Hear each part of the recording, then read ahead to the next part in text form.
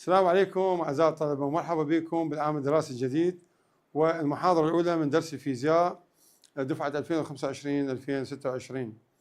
وياكم الأستاذ عمار رباعي أستاذ الفيزياء في ثانوية المتميزين، وأرحب بكم كل الترحيب إن شاء الله. على مدار السنة كاملة راح نبقى سوية نتعاون عم نحصل على أعلى الدرجات. الفيزياء هي تتكون، كتاب الفيزياء يتكون من 9 أفصل.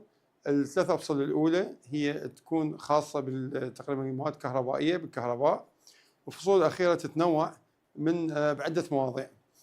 الملزمة اللي راح نعتمد عليها بالشرح هي الملزمة مالتي اللي هي ملزمة 2026. هاي الملزمة راح تكون سويتها أنا، صممتها السنة بحيث تكون 2 في 1. يعني شنو 2 في 1؟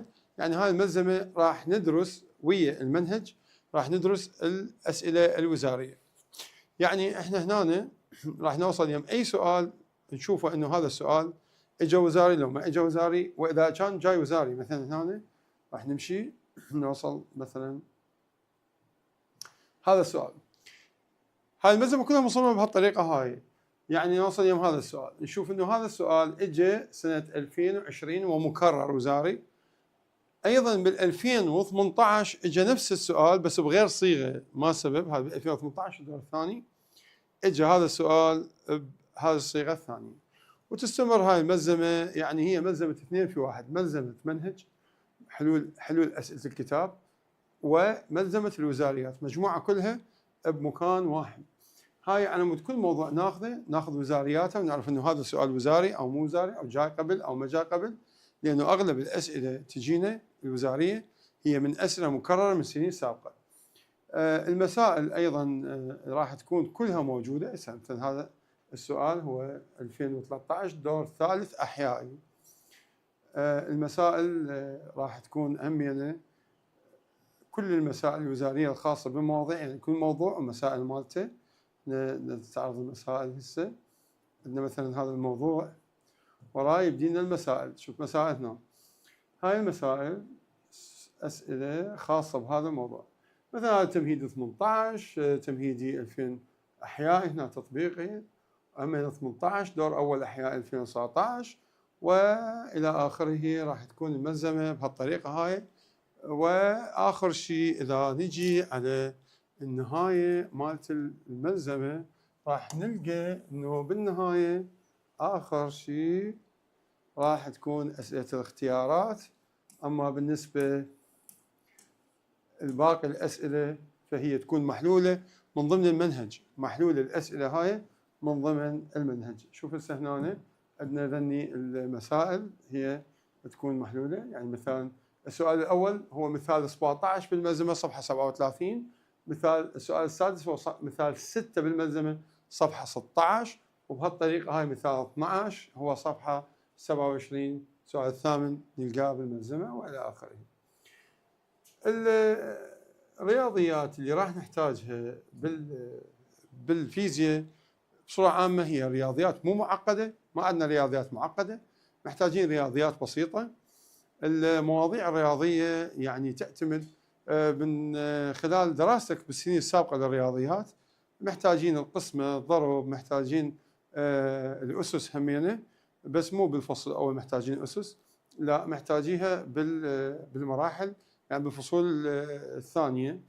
ومحتاجين أيضا التناسبات الطردية والعكسية. وقبل ما نطب بالفصل الأول لازم شنو نرجع للمادة مال صف رابع إعدادي. درسنا بالفصل الأول صف رابع إعدادي التناسب الطردي والتناسب العكسي. خلينا نبدي هسه نستذكر شنو هو التناسب الطردي وشنو التناسب العكسي. هاي نحتاجها التناسب الطردي والعكسي، نحتاجها مو بالفصل الأول، لا نحتاجها على مدار الكتاب كليته. يعني مدار الكتاب من بداية الفصل الأول إلى الفصل التاسع. مثل ما قلت لكم أن الفيزياء هي 9 أفصل.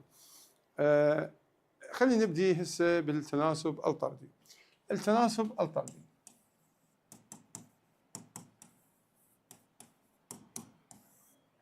احنا دارسين التناسب الطردي. التناسب الطردي اخذناه قلنا صف رابع، و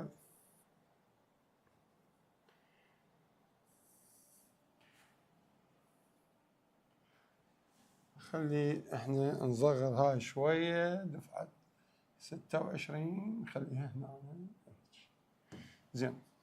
التناسب الطردي هو تناسب يحدث بين متغيرات اثنين. هذا المتغير الأول إذا زاد، المتغير الثاني نتيجة هذا الزيادة يزداد متغير ثاني، متغير ثاني يزيد.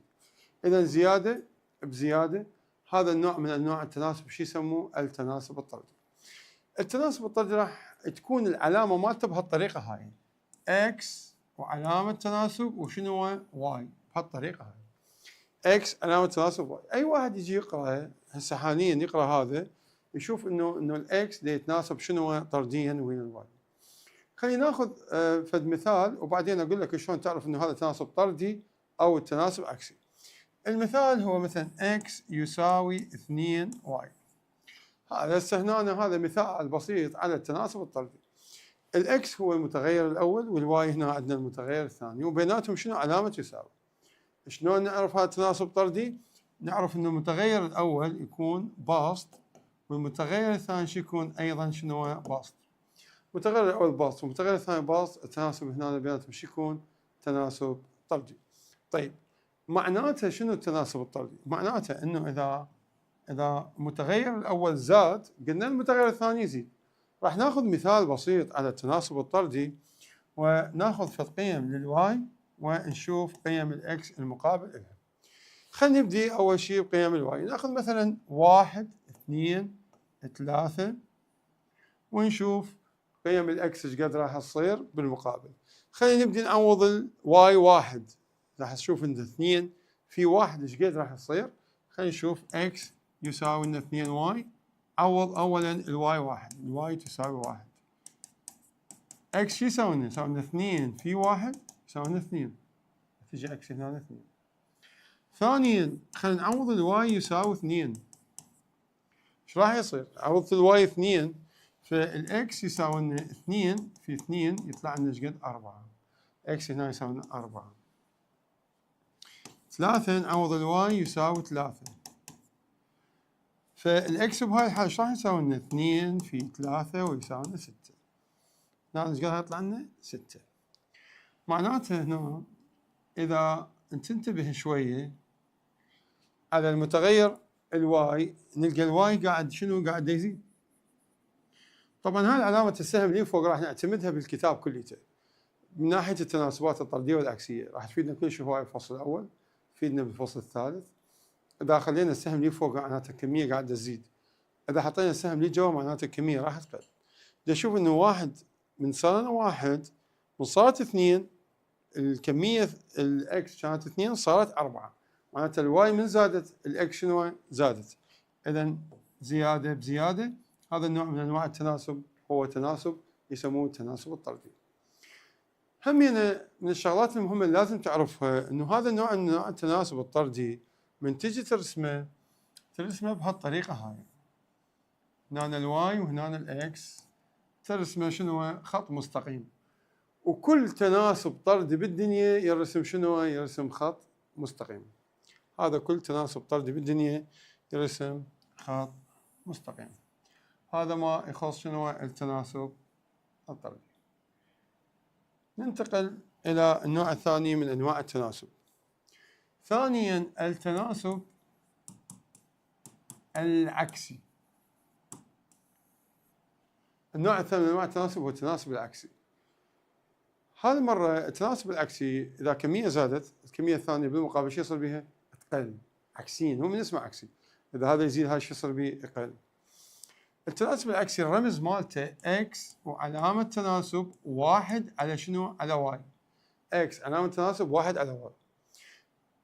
ناخذ مثال وبعدين نعرف شلون عرفناه عكسي. x يساوي لنا 12 على y. زين. شوفوا المتغير الأول وين يكون؟ المتغير الأول يكون باسط. المتغير الثاني شو يكون؟ مقام. المتغير الأول باسط، المتغير الثاني مقام. فالمواقع اختلفت، الموقع هذا بالبسط، هذا الموقع مالته وين؟ بالمقام. إذا التناسب العكسي هو التناسب اللي يحدث بين متغيرات اثنين. يكون المتغير الأول بالبسط ويكون المتغير الثاني وين؟ بالمقام. بس أهم نقطة بيناتهم شنو؟ بيناتهم علامة تناسب. طيب خلي ناخذ فد مثال بسيط على التناسب العكسي. يعني خلينا ناخذ قيم واي وناخذ هنا قيم اكس. نبدأ بأول شيء بقيم واي. خلينا ناخذ واي نفس الشيء 1 2 3 4 ونشوف هالمرة اكس ايش راح يصير. خلينا نشوف. هو هنا عندنا الاكس يساوي لنا 12 على واي، اكس يساوي لنا 12. نعوض بمكان الواي. إذا عوضت واحد يعني هسه بالطريقة عندما الواي تساوي 1 اكس يساوي 12 على 1 يطلع الناتج 12. إذا الواي تساوي 2 اكس يساوي لنا 12 على 2 يطلع الناتج قد 6. يعني هنا يطلع الناتج 12 يطلع الناتج شنو 6. إذا الواي تساوي 3 شوف بدأت الواي تزيد. شوف الاكس ايش دا يصير بيه. اكس يساوي لنا 12 على 3 يطلع الناتج شنو 4. نعوض هنا شنو 4. إذا الواي تساوي 4 اكس راح يساوي لنا 12 على 4 يطلع الناتج شنو 3. هاي يطلع الناتج شنو هنا 3. خلينا نشوف هسه المقادير. شوف من كانت الواي 1 كانت الاكس 12. من زادت الواي بدأت الواي شنو تزيد. بدأت الواي تزيد. من زادت الواي الاكس صار بيه الاكس بدأ شنو بدأ الاكس يقل. بدأ الاكس يقل. من زادت الواي الاكس يقل. هو هذا التناسب العكسي. إذا كمية زادت الكمية الثانية قلت. وهاي راح نحتاجها كلش هواية من الفصل الأول إلى الفصل التاسع. طيب عندنا فد اختبار بسيط. اختبر نفسك به هسه. عندنا مثلا هذا x يساوي y على z. هسه هنا x يساوي y على z. شنو العلاقة بين x و y؟ راح تجاوب تقول علاقة طردية. وفق منه وفق الحكي اللي حكيناه. ليش؟ تقول لي هذا بسط، الاكس بسط، الواي بسط. اذا بسط ببسط العلاقة شنو هي؟ علاقة طردية. جواب صحيح. طيب شنو العلاقة بين الاكس وبين الزد هسه؟ راح تقول الاكس والزد علاقة. هسه هنا الاكس يتناسب ويا الواي طردي. الاكس يتناسب ويا الزد شنو؟ عكسي. زين ليش عكسي؟ لأن هذا بسط وهذا شنو مقام. جوابك صحيح. لحد هسه الأمور طيبة. والله شنو العلاقة بين الواي والزد؟ العلاقة بين الواي والزد إذا أنت هسه قلت العلاقة هي علاقة عكسية باعتبار أنه واحد بسط وواحد مقام فراح أقول لك طبعا غلط. ليش؟ لأن أنت ما حققت لي شروط. شنو شروط العلاقة؟ اللي هي شنو هي شروط العلاقة؟ أن يكون متغير الأول بالجهة والمتغير الثاني بالجهة الثانية. لازم شنو يكون بيناتهم؟ لازم تكون بيناتهم علامة تساوي. وأنت ما خليت لي علامة تساوي. إذن هنا ايش وقت نريد نعرف العلاقة؟ حاليا العلاقة شنو بيناتهم؟ علاقة قسمة. يعني هنا هاي شنو هي؟ هاي قسمة يعني قسمة عادية. فإذا نريد نعرف علاقة بين اثنين لازم تكون بيناتهم شنو؟ علامة تساوي. فهنا ايش راح يصير عندنا؟ إذا ضربنا طرفين في وسطين فالواي تساوي x بزد. هسه تحقق اليساوي. شوف موجود. فشنو العلاقة بيناتهم؟ علاقة طردية. الواي يتناسب طرديا ويا من؟ ويا الزد. ونكتب هنا الواي علامة تناسب ويا من؟ ويا الزد. طيب هاي أكيد لازم تلزم الدفتر وسجلها. هاي كلها الملاحظات بدفترك. وهاي الملاحظات أنا مثل ما قلت لك ما نحتاجها بالفصل الأول. هاي الرياضيات ما نحتاجها هسه. لا نحتاجها الفصل الأول إلى الفصل التاسع. من الأول إلى الفصل التاسع. فإحنا نضبطها إن شاء الله بالفصل الأول. الفصول الجاية مباشرة ما نقعد نرجع نعيد شرح التناسب الطردي وكذا. لا إحنا نتعلم. أنت من تاخذ شغلة تمشي مثل القطار لا ترجع بك. تضبطها اضبطها 100%. يلا انتقل للشغلة اللي تجي وراها. طيب بقى شغلتين لازم نتعلمهن. راح امسح هاي الشغلتين. شنو اكو معادلات هاي هم تفيدنا بالمستقبل، اللي هي معادلة التناسب الطردي. عندنا معادلة التناسب العكسي، عندنا معادلة الطردي وعندنا معادلة شنو العكسي. خلينا نبدأ بأول وحدة اللي معادلة التناسب الطردي. هاي المعادلة هي x2 على x1 يساوي، طبعا هنا x تتناسب ويا y. شلون نسويها معادلة؟ شلون نسويها معادلة رياضية؟ x2 على x1 يساوي y2 على y1. شوف هنا رقم 2، هنا رقم 2، رقم 1 رقم 1. هي هاي معادلة شنو؟ معادلة التناسب الطردي. خلينا نشوف المعادلة الثانية، معادلة التناسب العكسي. x يتناسب 1 على y. شلون نكتبها كمعادلة تناسب عكسي؟ نكتب x2 على x1 يساوي خط كسر. بالنسبة للواي نكتب y هنا شنو؟ 1 على y شنو؟ y2.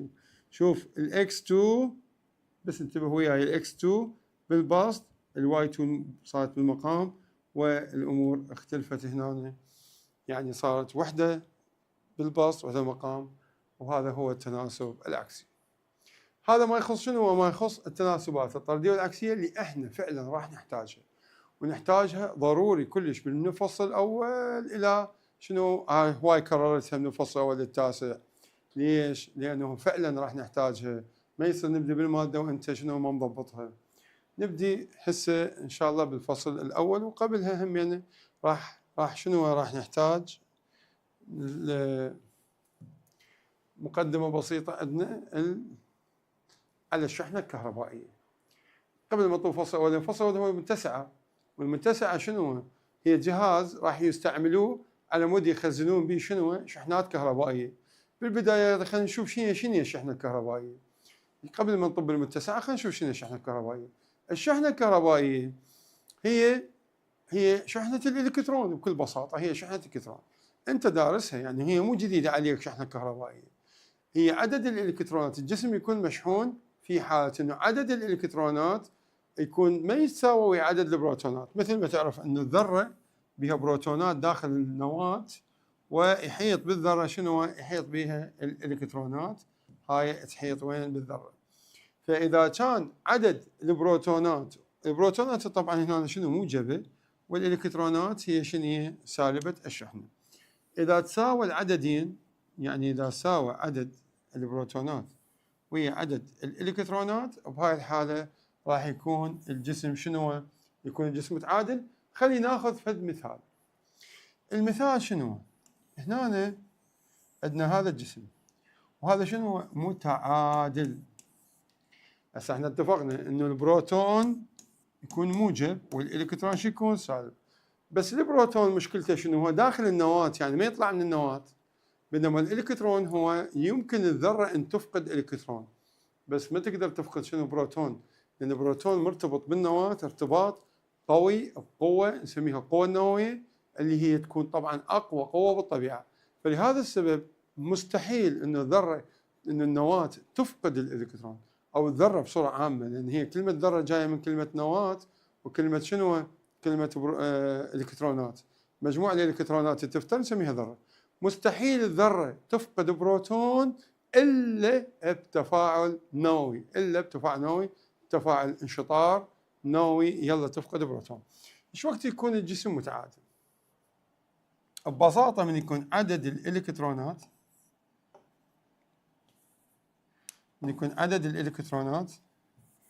نمسح هاي،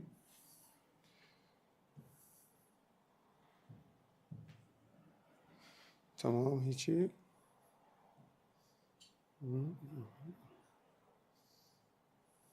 زين، من يكون عدد الالكترونات يساوي عدد شنو؟ البروتونات.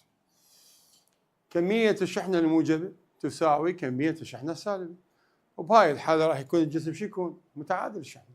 طيب إذا جينا على الجسم الموجب الشحنة، جسم موجب الشحنة. شو وقت يصير الجسم موجب الشحنة؟ فرضنا هسه راح نفرض أن الجسم لسبب من الأسباب فقد الإلكترونات. يعني هذا الجسم فقد شنو هو؟ فقد الإلكترونات. الجسم من يفقد الإلكترونات راح تصير كمية الشحنة الموجبة أكبر منين؟ من كمية الشحنة السالبة. وبهاي الحالة راح يكون الجسم شو يكون؟ صافي الشحنة مالته راح تكون موجبة الشحنة. طيب الحالة 3 إذا هنا الجسم سالب الشحنة. إذا الجسم بالعكس يعني جته إلكترونات بهالطريقة هاي، جته إلكترونات، راح يصير عدد الإلكترونات بهاي الحالة أكبر من عدد البروتونات. يعني كمية الشحنة السالبة راح تكون أكبر منين؟ من كمية الشحنة الموجبة. بهاي الحالة راح يكون الجسم شو يكون؟ يكون الجسم سالب الشحنة. إذن احنا اللي يحدد الجسم موجب أو سالب هي من هي الإلكترونات. جسم يفقد يصير موجب، جسم يكتسب شو يصير؟ سالب. إذن الشحنة الكهربائية، طبعا بالمناسبة أن الشحنة الكهربائية هي الشحنة الكهربائية هي عدد رمز مالتها كيو، يعني الشحنة الكهربائية رمزها كابيتال كيو، بينما بالفصول الأخرى ما راح ناخذها كابيتال كيو. هسه احنا نتعامل ويا كمية كبيرة من الشحنة فنعطوها رمز كابيتال كيو. الشحنة الكهربائية هي عدد الإلكترونات التي يفقدها أو يكتسبها الجسم. وحداتها كولوم، وحداتها شنو هو؟ كولوم. حيث يكتسب الجسم شحنة سالبة عندما يكتسب إلكترون، وأيضا الجسم يكتسب شحنة موجبة عندما يخسر شنو هو؟ إلكترون أو أكثر. والجسم المتعادل راح يكون عدد الإلكترونات يساوي عدد البروتونات. هاي شنو؟ هاي وحدة الشحنة الكهربائية. هسه نشوف انه قدام الكولوم، يعني هسه هنا عندنا الكيو هي شنو هي؟ الشحنة. تقاس مثل ما انت درستها بمراحل دراسية سابقة، يعني درست بالثالث متوسط ان الشحنة تقاس بوحدة الكولوم اللي هي شنو هي؟ سي. وحدة الكولوم هي شنو هي؟ سي. اذا كيو الشحنة تقاس بوحدة الكولوم واجزائها. الكولوم له كميات كبيرة، فلهذا السبب احنا نستعمل شنو؟ نستعمل البادئة. هذا النظام يسموه الانترناشونال سيستم اوف يونت، يعني النظام الدولي للوحدات. بالنظام الدولي للوحدات يبقى الاسم ثابت، يعني مبقى الاسم ثابت، بس احنا نخلي كلمة قدام الاسم. هذا الكلمة اللي احنا نضيفها تؤدي الى شنو؟ الى نقصان الكمية، تؤدي الى نقصان الكمية. على سبيل المثال عندك كلمة رقية، شوف هسه رقية، إذا حطيت كلمة قدامها راح تقل الكمية اللي هي مثلا نصف رقية، لأنها كمية كبيرة صارت بالنسبة لهاي. ها صار شنو؟ صارت أقل من عندها.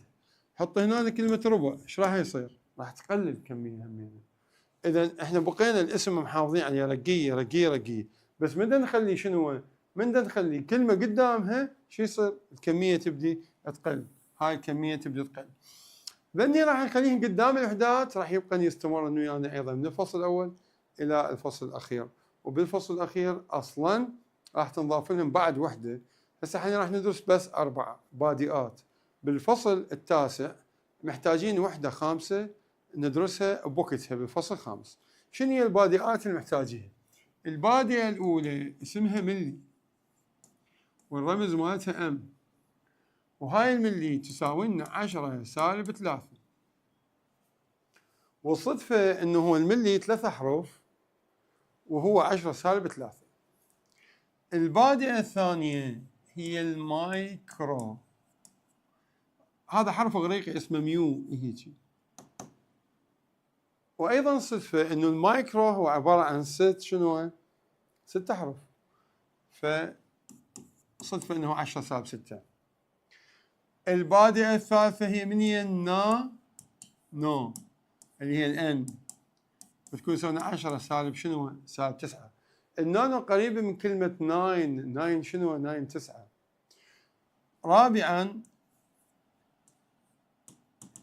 بيكو واللي هو بي ويساوي 10 سالب شنو؟ سالب 12. إذا هذا ما بيصفه طبعا، هذا ما بيصير احفظه.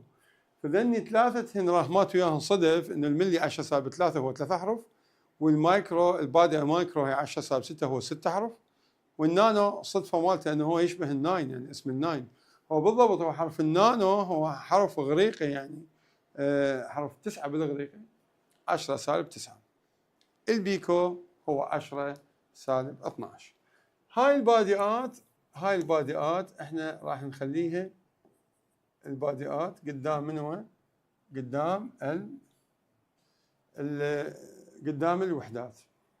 يعني الكولوم راح نقول يساوي لنا ملي كولوم ومايكرو كولوم ونانو كولوم وبيكو كولوم. الملي كولوم هي 10⁻3 كولوم، المايكرو كولوم 10⁻6 كولوم، النانو 10⁻9 كولوم، والبيكو هو 10⁻12 كولوم. بدي اشوف هنا الملي عوضت من اجي احل اعوض مكانه 10⁻3، المايكرو من اجي احل اعوض 10⁻6، النانو اعوض 10⁻9، والبيكو اعوض 10⁻12. هاي من يجي عندنا حل رياضي. طيب محتاجين ايضا هاي ما يخص الشحنه، محتاجين قانون يربط لنا شغلتين، يربط لنا فرق الجهد بالمجال الكهربائي اللي هو القانون الاي يساوي لنا دلتا في على دي. هذا قانون الاي يساوي لنا دلتا في على دي، هذا هنا أبطلناه. بس قبلها شويه يعني خلينا نرجع شويه بالذاكره على الفصل الثالث صف ثالث متوسط، شوف شنو يعني فرق جهد وشنو يعني مجال كهربائي. خلينا نرجع شوي. واكو ربط بين فرق الجهد والمجال الكهربائي؟ طبعا اكو فرق، اكو ربط طبعا. خلينا نشوف اول شيء شنو فرق الجهد. الجهد هنا الجهد يساوي لنا كي كيو على ار لشحنه واحده، يعني اذا شحنه واحده نقدر نقول جهدها يساوي لنا كي كيو على ار. هنا الفي يعني جهد كهربائي، الكيو معناتها شحنه، الار معناته بعد. طبعا احنا اخذنا لشحنه واحده فيكون شنو ياخذون المسافه ار، ياخذون المسافه ار المن لشحنه واحده. الكي هنا شنو ثابت كولوم، الكي يساوي 9 في 10⁻9 نيوتن متر تربيع على كولوم تربيع. ايضا هو منين جاء الكي؟ اجى من 1 على 4 باي ابسلون نوت. منين حسبوه؟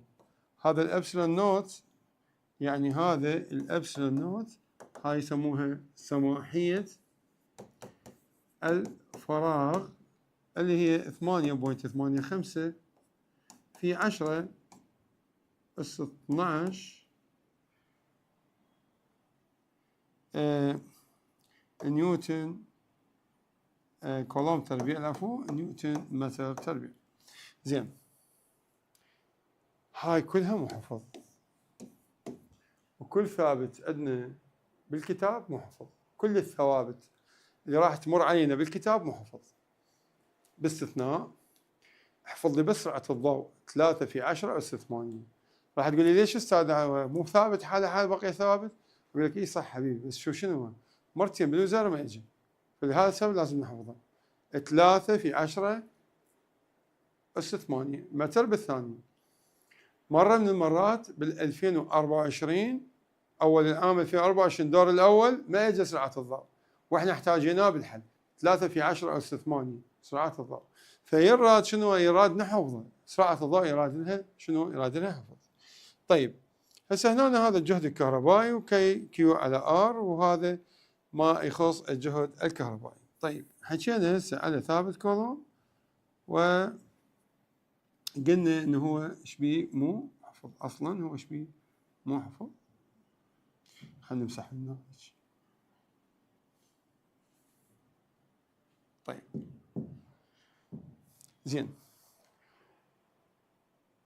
إذا منطقة بها شحنات هواية معناتها موجبة، ومنطقة بها شحنات هواية سالبة.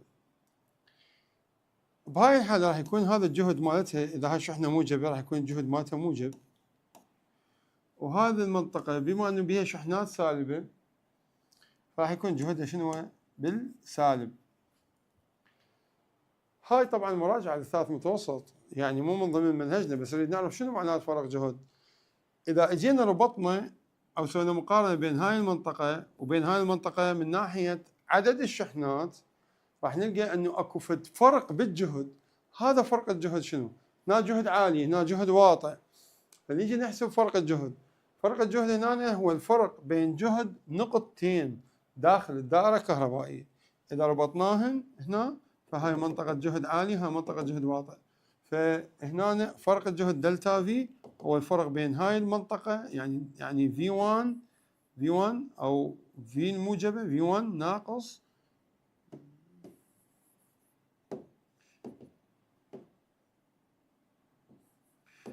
V1 ناقص V2. هاي يكون الفرق.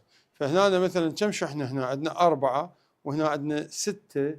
راح يكون فرق الجهد بين النقطتين 10.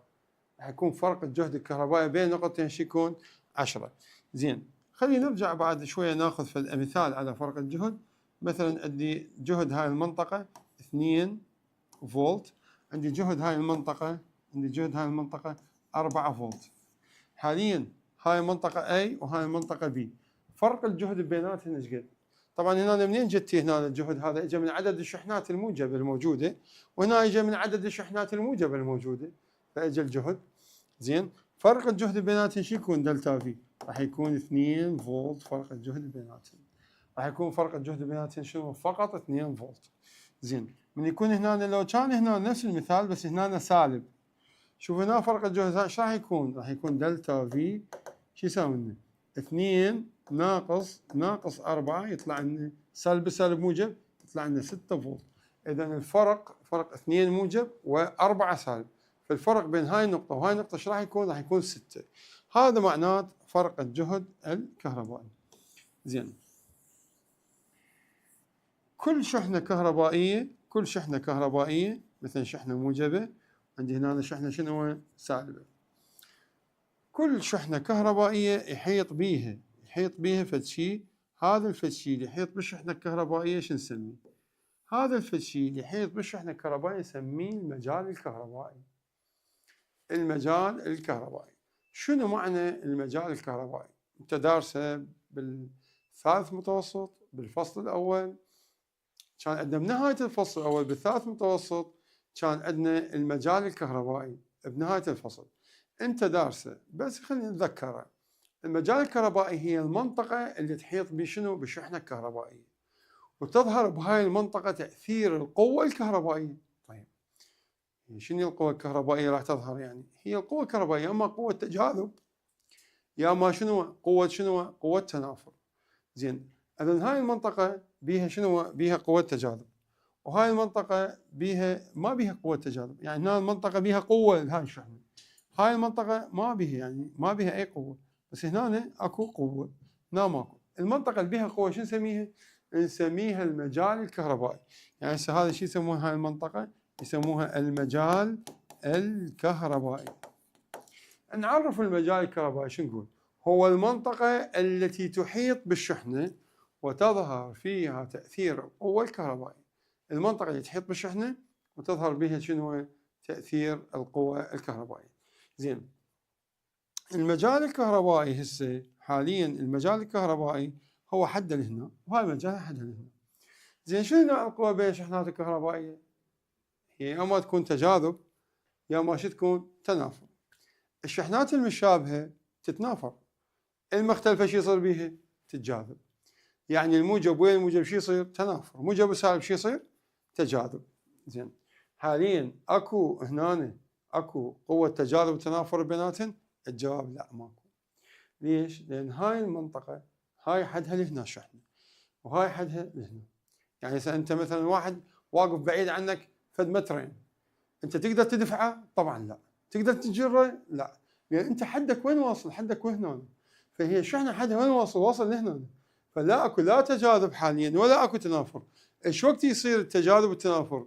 يصير بحالة واحدة، من يزيد المجال ويدخل مجال داخل مجال، بهاي الحالة راح يصير شنو؟ تجاذب وتنافر. طيب إذا مثلا هاي الشحنة اقتربت هنا ودخلت داخل هاي الشحنة، دخل المجال الأول داخل شنو؟ داخل المجال الثاني. من يدخل المجال الأول داخل المجال الثاني ايش راح يصير؟ راح تصير عملية شنو؟ عملية تجاذب. راح تصير عملية تجاذب بالضبط. راح الموجب يجي يتجاذب وياه من ويا السالب إلى أن الموجب يضرب السالب. زين، هم لازم تعرف إذا الشحنة الموجبة ضربت الشحنة السالبة شو يصير؟ طبعا لازم تجربها بالبيت. يعني تلزم موجب منها كهرباء، كود كهرباء، تلزم موجب منها وسالب منها، تضرب واحد بواحد وشوف ايش راح يصير. اذا بقيت عايش اكتب لنا اياها بالتعليقات عود. زين، اذا الشحنه الموجبه ضربت الشحنه السالبه شو يصير؟ يصير شيء يسموه تماس كهربائي.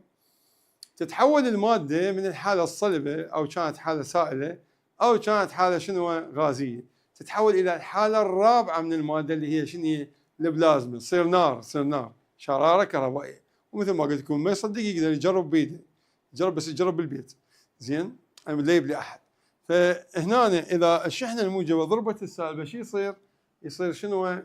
يصير شراره كهربائيه تتحول الماده من حالتها الصلبه والسائله الغازيه الى حاله شنو؟ البلازما. هاي الحاله من تكون شحنات بالاجسام وبعدين تخسرها تروح تصير تتجاذب الموجب ويا السالب، يسموها تفريغ كهربائي. يعني كان الجسم مشحون فرغ الشحنه مالته، شو يصير؟ يصير فد شيء اسمه تفريغ كهربائي. اكو علاقه تربط المجال الكهربائي الاي بفرق الجهد اللي هو دلتا في على دي.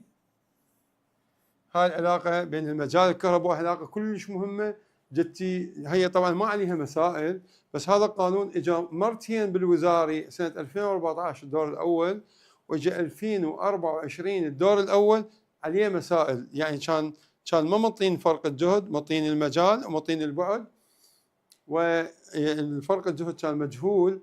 واذا ما عندنا فرق جهد اصلا المساله ما تنحل. على الرغم اعيد انه هذا القانون ما عليه اي مساله من مسائل الفصل، لا مثال ولا سؤال من اسئله الكتاب، بس اجى بالوزاره واجت عليه مساله. العلاقه ببساطه بين المجال الكهربائي الالكتريك فيلد والبوتنشال ديفرنس فرق الجهد، العلاقه بيناتهم هي علاقه دايركت بروبوشنال، علاقه طرديه. والعلاقه بين المجال الكهربائي والبعد هي علاقه عكسيه بثبوت فرق الجهد، راح تكون علاقه عكسيه. طيب، طبعا بالمناسبه العلاقه تكون بين اثنين، لازم يكون المتغير الثالث شو يكون؟ المتغير الثالث يكون ثابت. فالعلاقه لازم تكون بين اثنين ويكون المتغير الثالث يكون ثابت.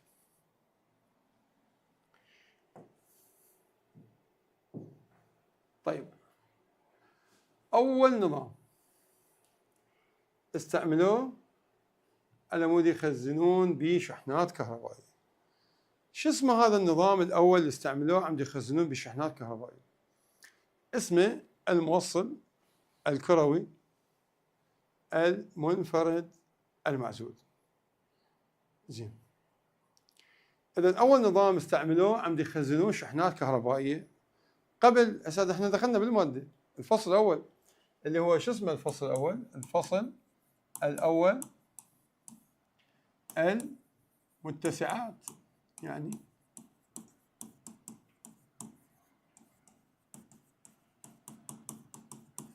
المتسعات.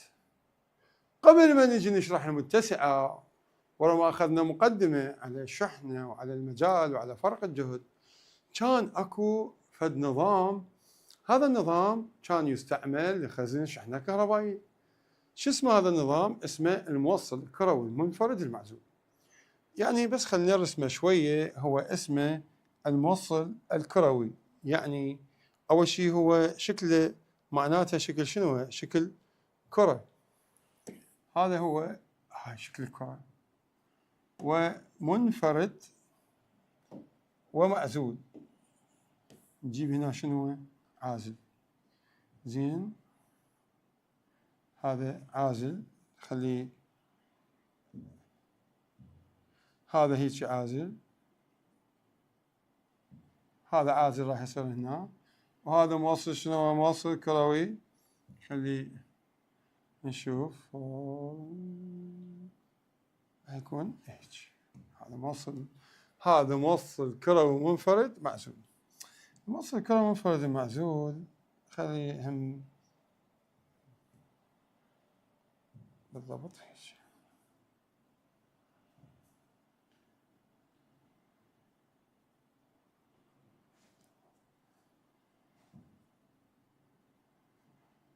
بالضبط هذا هو الموصل الكروي منفرد معزول هيك. هو اسمه موصل. إذا هاي الكرة شو تكون؟ موصلة. وشنو بعد؟ منفرد، يعني بحدها، كرة بحدها. كروي، شكله كروي، موصل شكله كروي منفرد ومعزول. إذا هنا شنو هذا؟ هذا عازل، يعني هاي الساق شنو عازل. هذا النظام استعملوه عم يخزنون به شحنات كهربائية. بس كان مشكلته شنو؟ مشكلته انه يخزن كميات شنو؟ محدودة من الشحنة الكهربائية. هذا يخزن كميات محدودة من الشحنة الكهربائية. بالضبط هيك. والاستمرار بإضافة الشحنة، إذا أنا ظليت أضيف له شحنة راح يسوي لي زيادة. شنو؟ خلينا نشوف. أول شيء إنه يخزن كميات محدودة من الشحنة. خلينا نكتب لنا قانونين. ال V يساوي لنا KQ على R، وال E يساوي لنا دلتا V على D. خلينا نشوف. إذا جيت زيدت الشحنة بعد، احفظ لي هاي Q، خلي نبدل اللون. ناخذ هذا أخضر جيد. هنا Q. إذا زيدت الشحنة شنو العلاقة بينها وبين الجهد؟ راح تكون علاقة شنو؟ علاقة طردية. إذا راح يزيد فرق الجهد. وإذا زاد فرق الجهد شنو راح يزيد؟ راح يزيد المجال الكهربائي. زين، احنا قبل شوية قلنا المجال من يزيد شو يصير؟ تفريغ كهربائي ويا أي جسم قريب. لهذا السبب هسه نرجع على السؤال اللي اجى. هذا السؤال مرتين وزاري. لماذا لا يستعمل موصل كروي منفرد معزول في خزن الشحنة الكهربائية 20 مكرر؟ وما سبب عدم استعمال الموصل المنفرد لتخزين الشحنات الكهربائية؟ بصيغة ثانية اجى السؤال. الجواب راح يكون لأنه يخزن كميات محدودة من الشحنة، والاستمرار بإضافة شحنة، إذا أنا ظليت أضيف له شحنات راح يؤدي إلى شنو؟ إلى زيادة الجهد على بعد R من مركز الموصل الكروي المنفرد، وبالتالي راح شو يصير؟ راح يزداد المجال الكهربائي، ويزيد فرق الجهد، يزيد المجال إلى الحد الذي يحدث عنده شنو؟ تفريغ كهربائي مع أي جسم قريب مثل الهواء المحيط به. يعني حدوث شنو؟ حدوث شرارة كهربائية. لهذا السبب ما نقدر نستعمل الموصل الكروي المنفرد المعزول في خزن الشحنات الكهربائية. بدلنا النظام بما أنه هذا يخزن كميات محدودة، وإذا أنا أظل أضيف له شحنات راح يؤدي إلى زيادة فرق الجهد، بعدين يزيد المجال ويصير تفريغ كهربائي ورا ما زاد المجال. إذن خلي أبدي أفكر أنه أسوي نظام جديد. هذا النظام الجديد استعمله في خزن الشحنات الكهربائية. وبالفعل عندنا سؤال يقول: هل يمكن صناعة جهاز يستعمل لخزن كميات كبيرة من الشحنة الكهربائية؟ الجواب نعم، أنا أقدر أسوي هذا الجهاز اللي هو شنو؟ اللي هو جهاز أو نظام يتألف مو من موصل واحد، من موصلات اثنين. طبعا هاي المعادلة كلش مهمة، يعني احفظها دائما، بها تعاليل كومة. هاي بها كومة تعاليل. هنا أحسن ما تقعد تحفظ هذا المخطط ببالك، لأن راح يغنيك عن هواية تعاليل، يعني نقدر نجاوبها من هنا. طبعا هنا ورا ما يزيد المجال شو يصير تفريغ كهربائي، يعني شغلة تؤدي لي إلى شغلة ثانية، يعني شغلة تسوي لي تسبب لي شغلة ثانية، وشغلة ثانية تسوي لي شغلة ثالثة، وشغلة ثالثة تسوي لي شغلة رابعة، وهكذا. زين، هل يمكن صناعة جهاز؟ بس هذا ما كميات قليلة، وإذا زيد الشحنة يزيد فرق الجهد، وبعدين يزيد المجال ويصير شنو؟ تفريغ كهربائي، وأي جسم قريب مثل الهواء المحيط به حدوث شرارة كهربائية. نقدر نسوي جهاز يخزن كميات كبيرة من الشحنة؟ نقدر نسوي الجهاز؟ جواب إيه نعم نقدر نسوي الجهاز باستعمال نظام يتألف مو من موصل واحد، لا يتألف من موصلات اثنين. بأي شكل كان هذا النظام اللي يتألف من موصلات اثنين ايش راح نسميه؟ راح نسميه المتسعة الكهربائية. يعني هذا النظام ايش يسمى؟ المتسعة الكهربائية. إذن المتسعة الكهربائية، هاي المتسعة الكهربائية. وشنو هي المتسعة؟ ببساطة المتسعة الكهربائية هي عبارة عن جهاز يستعمل لخزن الشحنات الكهربائية والطاقة الكهربائية، ويتكون من موصلين يفصل بينهما يا اما هواء يا اما اي مادة عازلة. طبعا الشكل مال المتسعة راح يكون بهالشكل هذا، يعني خطين هيك، هاي خطين متوازيين.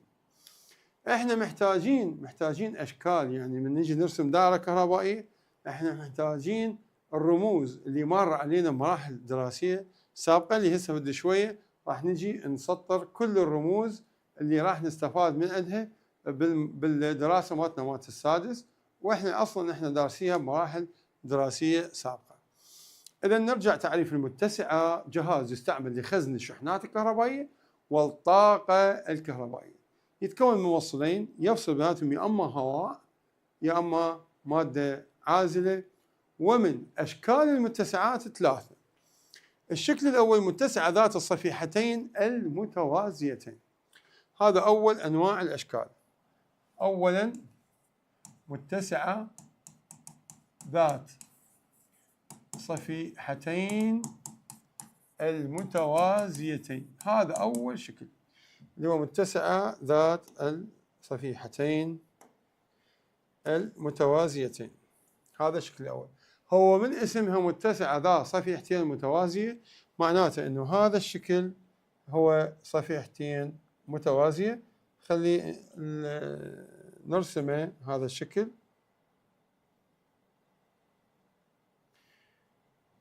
ناخذ هاي هنا صفيحة بهالطريقة هاي، وهنا شنو هو الصفيحة الثانية بالضبط نفس الكبر. اي تمام. هاي المتسعة ذا الأولى اللي هي ذات الصفيحتين المتوازيتين.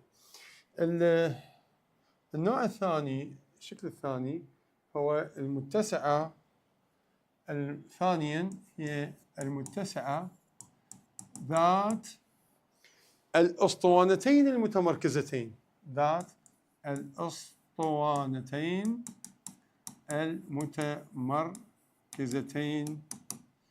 يعني هاي اسطوانة داخل شنو؟ داخل اسطوانة، فاسمها متسعة ذات الاسطوانتين المتمركزتين. خلي نرسمها ايضا. شوف لنا اسطوانة، لازم هنا بال 3D نلقى لنا اسطوانة بالضبط هيك. يعني هاي عندنا اسطوانة وبداخلها شنو؟ اسطوانة ثانية.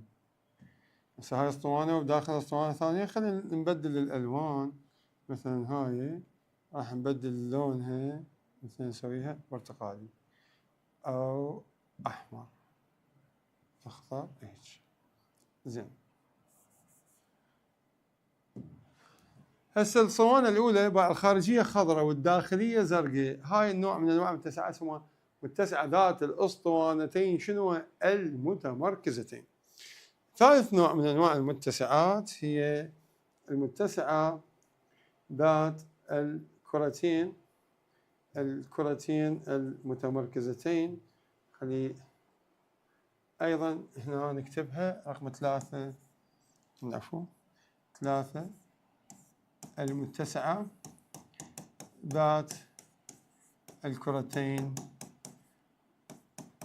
مركزتين، يعني كرتين متمركزة، يعني كرة ببطن كرة، كرة ببطن كرة. وراح نشوف هنا شلون نرسمها.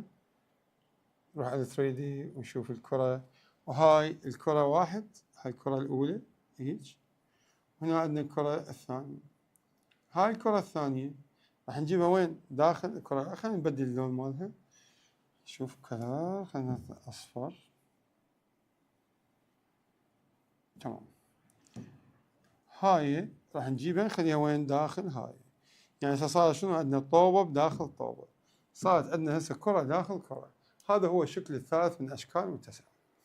حقيقة من الأشكال الثلاثة المتسعة احنا راح ندرس شكل واحد فقط. يعني من الأشكال الثلاثة ايش راح ندرس؟ راح ندرس شكل واحد فقط. من هو اللي راح ندرسه؟ اللي هو أكثر شهرة واستعمالا، هو المتسعة ذات الصفيحتين المتوازيتين.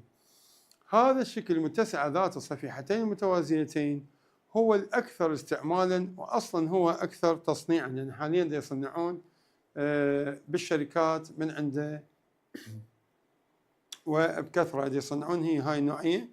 أما ذني النوعيتين أصلا لا ما نستعملها نهائيا، لأنه غالية الكلفة، يعني كلفتها كلش هواية، فلهذا السبب ما نستعمل، يعني ما يصنعون لا هذا الشكل ولا هذا الشكل.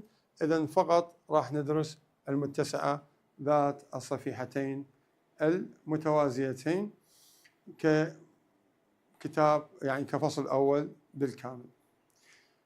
لهنا تنتهي درسنا الأول، ينتهي درسنا الأول. إن شاء الله نلتقيكم بالدرس الثاني ونشوف المتسعة هاي شنو مكوناتها وشون نشحنها، وإن شاء الله يكون اليوم استفاديتوا. وأتمنى بما أنه محاضرة أساسيات أنه هاي المحاضرة تنعاد أكثر من مرة، وثم الله.